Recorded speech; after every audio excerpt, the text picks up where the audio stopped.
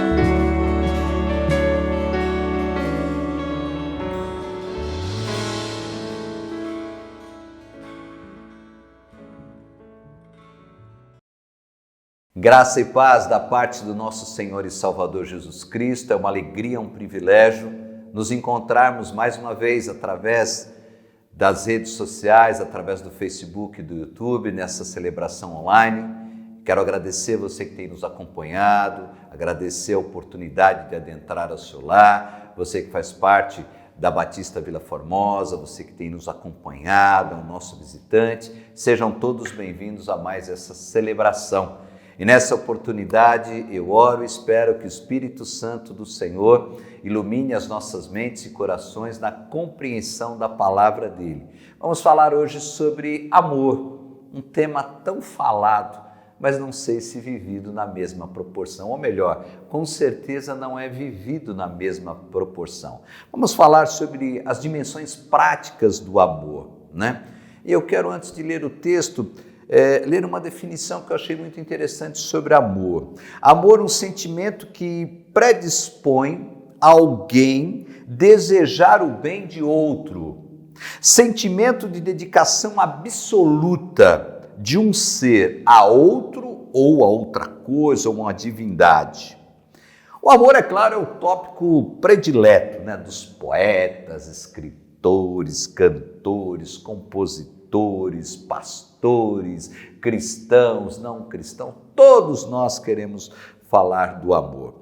O amor é designado por alguns estudiosos e é dividido em 3 dimensões, podemos dizer isso, né?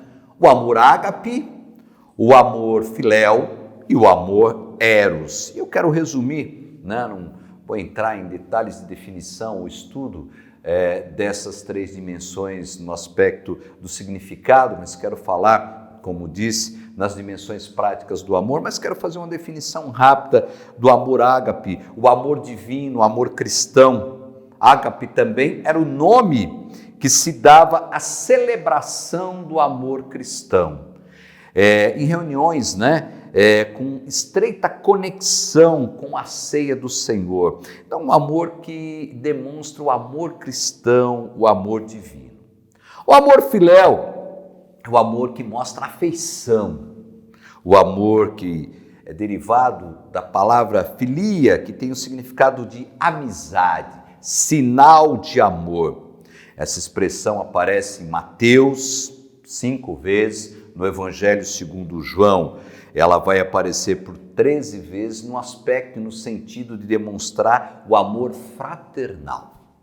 E temos também o amor eros, que é claro, todos já sabem, originado da figura do deus grego do amor, e aí está relacionado e aplicado à relação homem e mulher, né? Numa perspectiva do amor erótico também. Então essa é mais ou menos a definição das 3 dimensões do amor, feita pelos estudiosos, aquilo que nós aprendemos. O escritor Luiz de Camões, no seu trabalho Líricas, ele fala que o amor é um fogo que arde sem se ver. O amor é um fogo que arde sem se ver. Mas na relação do amor de Deus para com o ser humano, nós não só sentimos o fogo desse amor divino, como também vemos a sua chama se visibilizar a partir de atitudes provenientes da consciência desse conceito. E é aí que nós vamos falar então do livro da primeira carta de Paulo aos Coríntios, capítulo 13, tão conhecido, e eu quero ler nessa oportunidade, aí sim nós vamos falar sobre essas dimensões práticas do amor. 1 Coríntios capítulo 13. E ainda que eu fale a língua dos homens e dos anjos, se não tiver amor, serei como bronze que soa ou como símbolo que retine. Ainda que eu tenha o dom de profetizar e conheça todos os mistérios e toda a ciência, ainda que eu tenha tamanha fé a ponto de transportar os montes e não tiver amor, nada serei. E ainda que eu distribua todos os meus bens entre os pobres, e ainda que entregue meu próprio corpo para ser queimado, se não tiver amor, nada disso me aproveitará. O amor é paciente, é benigno, o amor não arde em ciúmes, não se ufana, não se ensoberbece, não se conduz inconvenientemente, não procura os seus interesses, não se exaspera, não se ressente do mal, não se alegra com a injustiça, mas regozija-se com a verdade. Tudo sofre, tudo crê, tudo espera, tudo suporta. O amor jamais acaba, mas havendo profecias desaparecerão, havendo línguas cessarão, havendo ciência desaparecerá. Porque em parte conhecemos e em parte profetizamos. Vamos orar mais uma vez, agradecendo a Deus a oportunidade e rogando a Ele mais uma vez a atuação do Espírito Santo para que possamos compreender a palavra dEle. Senhor, nós te louvamos, nós te agradecemos porque mais uma vez podemos ter a oportunidade de compartilhar da Tua palavra. Te pedimos por todas as vidas que estão nos acompanhando nesse momento e ainda vão nos acompanhar, que o Senhor esteja abençoando cada família, que o Senhor esteja suprindo as necessidades de cada um, conforme a Tua santa e soberana vontade, Pai. Que nós possamos ter da Tua graça e nos contentarmos com a Tua graça, sabendo que o Senhor cuida de cada um de nós. Te pedimos por cura, por libertação, que o Senhor continue abençoando-nos nesse momento de dificuldade, nesse momento de pandemia, abençoando aqueles que estão nos hospitais, quer trabalhando ou sendo assistidos, Pai querido, as famílias que perderam seus entes queridos, que o Senhor possa estar consolando cada coração. Te pedimos por os momentos que vivemos, que o Senhor possa dar sabedoria a cada um, abençoando os líderes da nossa nação, os líderes mundiais, para que tenham o temor do Senhor. Fica conosco agora na explanação da Tua palavra, que o Teu Espírito Santo mais uma vez tenha liberdade de atuação e que possamos ser iluminados através da ação dEle na compreensão da Tua palavra. Oramos em nome de Jesus. Amém. 1 Coríntios capítulo 13, nós precisamos agora entender essa relação também que o texto fala em 3 dimensões. A primeira dimensão que eu quero destacar, e a primeira carta de João, capítulo 2, versículo 5, que podemos consultar também, vai dizer exatamente o seguinte: aquele, entretanto, que guarda a sua palavra nele, verdadeiramente tem sido aperfeiçoado o amor de Deus. Nisso sabemos que estamos nele. A primeira dimensão que a gente pode destacar aqui, que nós precisamos entender na relação Deus e homem, homem num aspecto, claro, da humanidade, homem e mulher, a primeira dimensão é que o amor, como a maneira nova de Deus e o ser humano se relacionarem. Uma maneira nova de Deus se relacionar com o ser humano e o ser humano com Deus. Essa é a primeira dimensão que nós precisamos destacar. Porque o amor de Deus, ele é perfeito.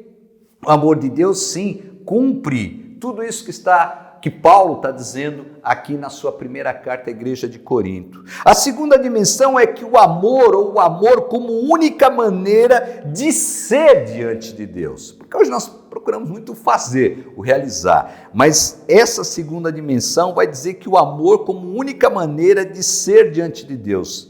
Sem amor, nós perdemos a nossa identidade no mundo psicossocial e no mundo espiritual. 1 Coríntios capítulo 13 diz o quê? Se não tiver amor, nada serei, em todos os aspectos. Então essa dimensão do amor nós precisamos voltar a ser, nos preocuparmos a ser, realmente sermos amorosos, né? Ser servos do Senhor, ser discípulos do Senhor, vivendo e andando em amor como Ele andou.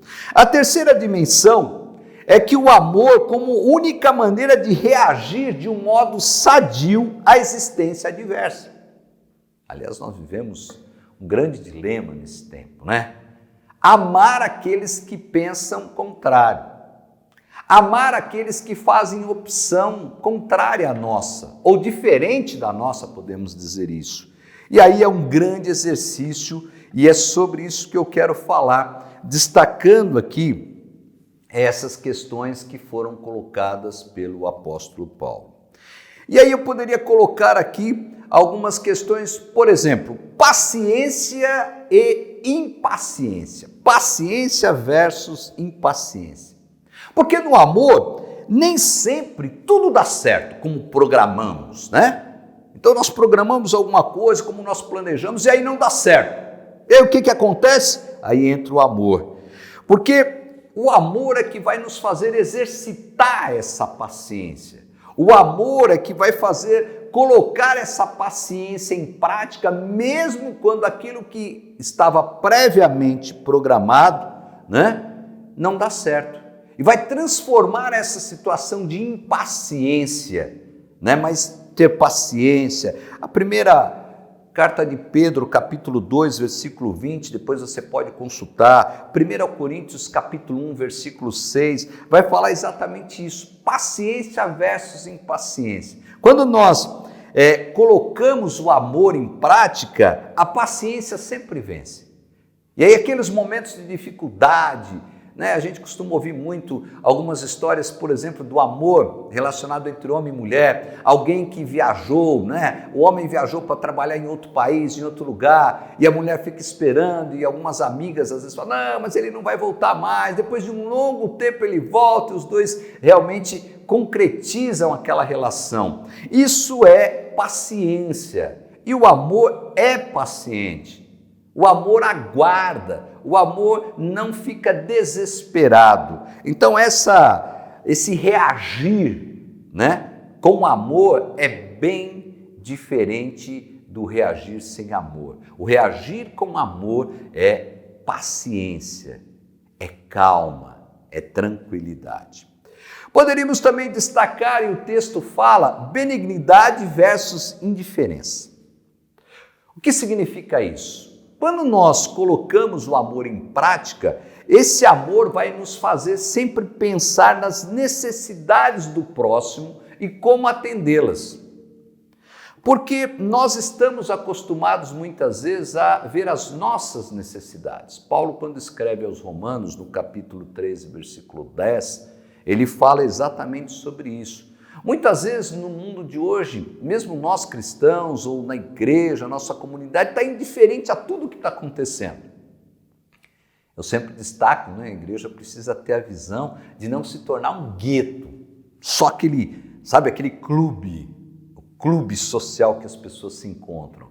Quando nós praticamos o amor, essa benignidade, essa preocupação, esse cuidado com o outro, com o próximo, ele tira de nós a indiferença, né? A indiferença. Nós precisamos tomar alguns cuidados para que esse amor faça parte da nossa vida de maneira prática e demonstrando benignidade, vivendo isso, com certeza, não tenho dúvida que nós estamos agradando ao Senhor. E o apóstolo Paulo fala exatamente sobre isso.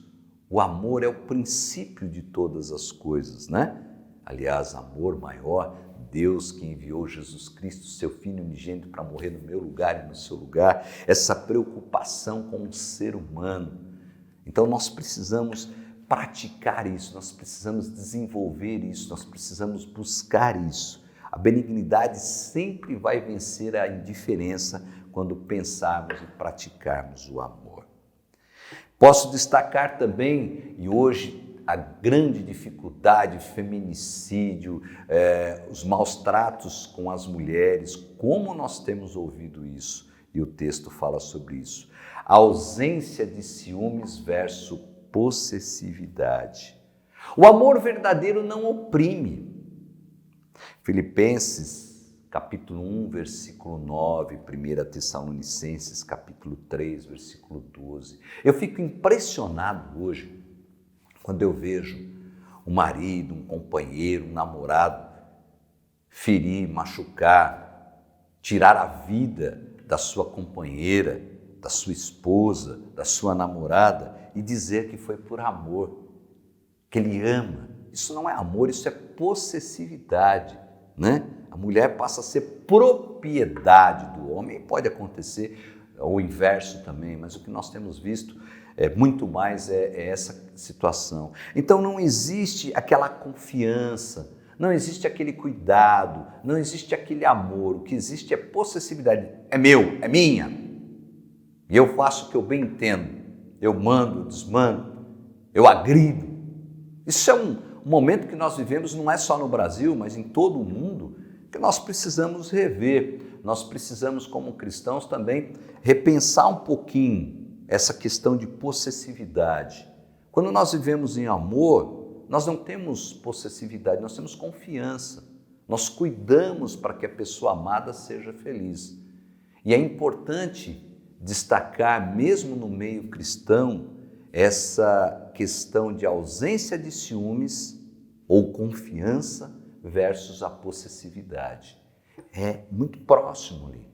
A linha que divide isso é uma linha muito tênue. Então nós precisamos pensar realmente no amor prático. E o amor prático não ensina a possessividade. Pelo contrário, confiança.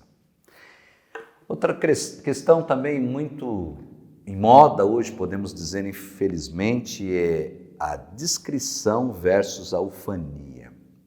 Ufania, vocês sabem, é a vanglória, narcisismo, né? Isso é muito preocupante.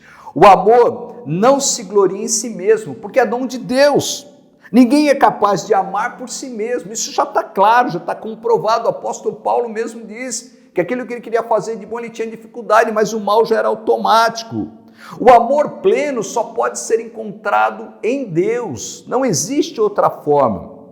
E apenas quando nós estamos entregues completamente a Ele é que nós vamos viver esse amor, as dimensões do amor na prática, né? Esse amor tem que ser manifesto ou manifestado através de nós todos os dias. A descrição é aquela pessoa que não realiza nada para estar nos holofotes. E aí eu me dirijo a você, principalmente que é cristão, você que faz parte de uma igreja, de uma comunidade. Quantas dificuldades nós temos enfrentado com isso? Parece que não consegue se perceber e entender que o que realizamos e se realizamos, primeiro nós precisamos ser o que? Discípulo, servo do Senhor. Fé sem obras é morte. Nós precisamos ter fé e realizar. Mas aí nós não realizamos para que os outros notem, para que o líder elogie. Não, nós realizamos por quê? Porque estamos demonstrando o nosso amor para com o Senhor. Estamos tendo oportunidade, inclusive, eu digo que é um privilégio, né? Essa questão de trabalhar, de desenvolver. Mas aí houve o papel inverso. O amor, na prática, foi deixado de lado, e aí a gente vem essa vanglória, essa ufania, essa preocupação, e principalmente nesse momento, eu falo sempre, né, quando transmitimos os cultos via online, mesmo presencial, transmitimos ao vivo, há uma preocupação de estar ali na mídia, de estar presente. Não se preocupe, isso não faz parte daqueles que exercem o amor na prática. Então, quando nós falamos de discrição e ufania, aqueles que amam, aqueles que vivem o amor, são aquelas pessoas que você nem nota, mas têm realizado grandes coisas, ou melhor, têm sido instrumentos do Senhor para a realização de grandes coisas. E aí nós caminhamos também, humildade versus soberba, humildade versus orgulho. O amor não se ensoberbece, acabamos de ler aqui. O texto é claro, o amor não é orgulhoso. O amor não está, eu sou melhor que todo mundo. Pelo contrário, aquele que se humilhar será exaltado, e aquele que se exalta será humilhado. Nós não conseguimos entender isso. E essa constante luta, essa batalha entre a humildade e a soberba também tem assolado as nossas vidas. E aí Paulo então vai dizer claramente que o amor não se ensoberbece, o amor não é orgulhoso, o amor não se põe você acima dos demais. Pelo contrário, o amor sempre expressa humildade, reconhecimento, dependência do Senhor e muitas vezes do próximo, do irmão, aquele que está ali. Então não se esqueça, humildade e soberba, quando nós colocamos o amor em prática, essa disputa, esse momento aí, sempre vai haver a vitória da humildade quando o amor é colocado em prática. Também podemos destacar bom senso e inconveniência.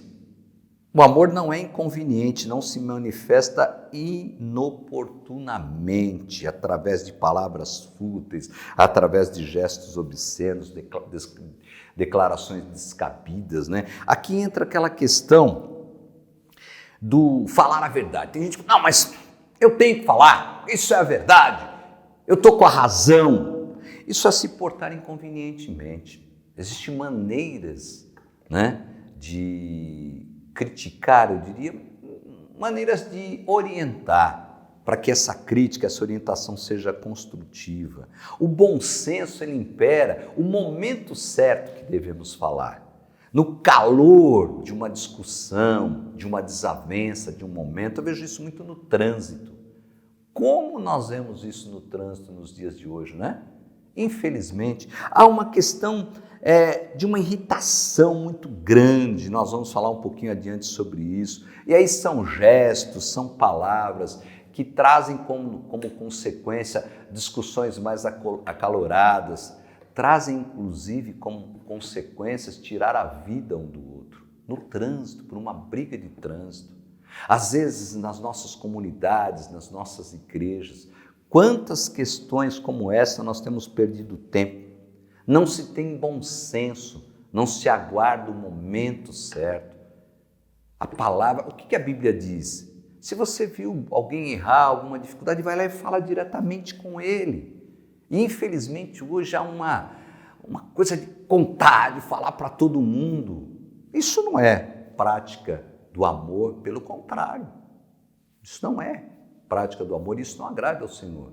Houve um problema? Procure seu irmão, procure seu amigo, fale com ele. Assim manda a Bíblia. Depois sim nós vamos tomando outras providências. Mas cuidado com essa questão do bom senso e a inconveniência. E o altruísmo e o egoísmo então? 1 Coríntios capítulo 10, versículo 24. O amor dá prioridade ao próximo. Falamos sobre isso um pouquinho aqui, quando falamos de benignidade e indiferença. Altruísmo é o quê? Abnegação. Nós precisamos parar de achar, por exemplo, que sempre o nosso problema é o pior, é o mais difícil. Ninguém passa por isso. Só eu consigo suportar. Sabe, a gente está sempre olhando para nós mesmos. Eu fico pensando, às vezes, a vida de pastor, né? Quando a gente atende as pessoas, todo mundo acha que a dificuldade dele é maior, que o outro irmão, outra pessoa pode esperar. Quando nós agimos agora nesse período de pandemia, de ação social, ninguém pensa, a pessoa quer receber, é ela. Outro dia eu vi uma reportagem muito interessante, e aí sim eu vi como é uma pessoa que pensa no próximo, dá prioridade ao próximo. Numa dificuldade, numa área pobre da região leste de São Paulo, um vizinho não tinha nada em casa, e aí ele foi na vizinha pedir alguma coisa, e ela só tinha, parece que 1 quilo de açúcar. O que ela fez? Ela dividiu, metade para ela, metade para o vizinho. Isso é um amor prático. E nós cristãos precisamos lembrar um pouquinho do altruísmo versus o egoísmo. Quem pratica o amor vive abnegação e não egoísmo. Paz e irritação. Como a gente tem falado disso. Como nós procuramos paz nesse tempo, então, nem se fala. O amor ensina-nos a controlar a irritação. Isso requer um exercício e uma dedicação.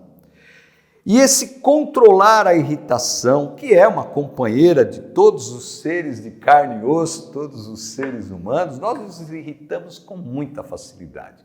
Nesse período de pandemia, por exemplo, os lares estão sendo chacoalhados com irritação, todos dentro do mesmo ambiente, né? As crianças que iam para a escola, o pai que trabalhava no seu horário de trabalho, fora do ambiente de casa, familiar, a mãe também que às vezes tinha o seu trabalho secular. Hoje está todo mundo no mesmo lugar. E aí, qualquer coisa, né? O simples fato, por exemplo, e eu brinco, assim, de cair um clipe no chão já é motivo para uma total irritação. Quando nós praticamos o amor vai nos ensinando a controlar essa irritação. Como nós ficamos irritados de uma maneira tão rápida e como demoramos para buscar a paz e para ter a paz. Quando nós colocamos o amor em prática, isso é claro, é um exercício, tem que ser constante, cada dia tendo continuidade, nós vamos ver que nós vamos nos tornar pessoas que dificilmente se irritam. Não sei se você já conheceu alguém assim. Pessoa que tem aquela paciência, tem aquela tranquilidade, mesmo diante dos obstáculos e das dificuldades. Aí nós podemos falar também do perdão versus a amargura. O amor não é melindroso, o amor perdoa. 2 Coríntios, capítulo 5, 19. Quantas pessoas não têm vivido vida em abundância porque não conseguem perdoar? Vive amargurado. E eu sempre ouço o seguinte: a pessoa que está amargurada, ela não consegue viver. E às vezes aquele que ofendeu essa pessoa, ele continua tendo a vida normal. Nós não liberamos perdão. E quando não liberamos perdão, não estamos praticando o amor. E quando não liberamos perdão, nós mesmos é que sofremos essas consequências. Nós mesmos é que vivemos amargurados. Então o perdão tem que fazer parte da nossa vida. O perdão demonstra o amor na prática.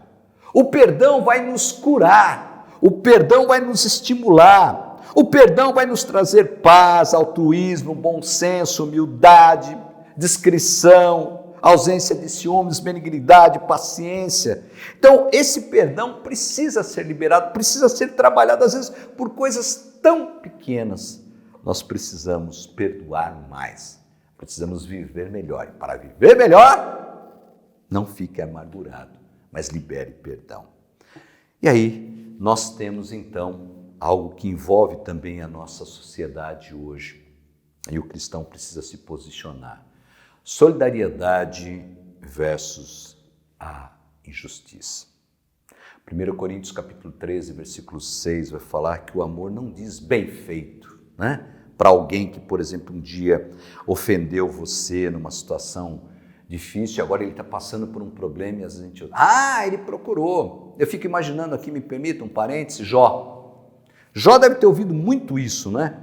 Ao invés de solidariedade, é injustiça. A pessoa, mas Jó está em pecado.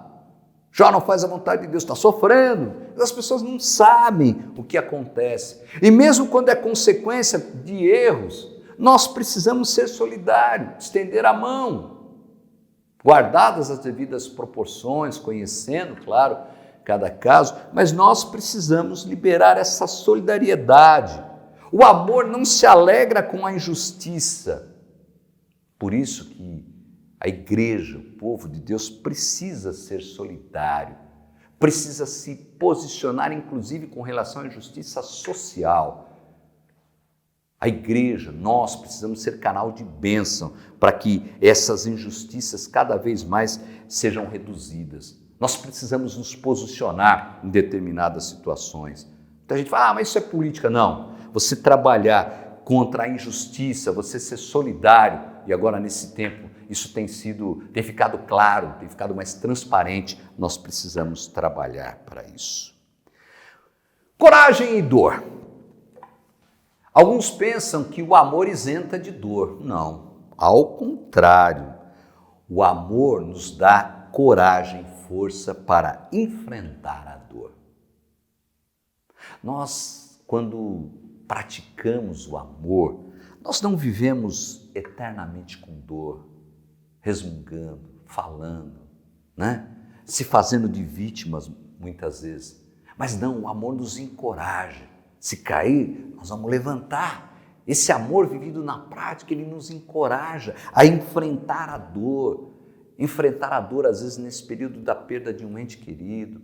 Enfrentar a dor da perda de patrimônio, do nível socioeconômico de vida, às vezes isso impacta sim, somos seres humanos, vivemos no mundo capitalista, mas o amor vai nos dar coragem para enfrentar a dor da decepção, já pensou? Coragem para enfrentar a dor muitas vezes da separação.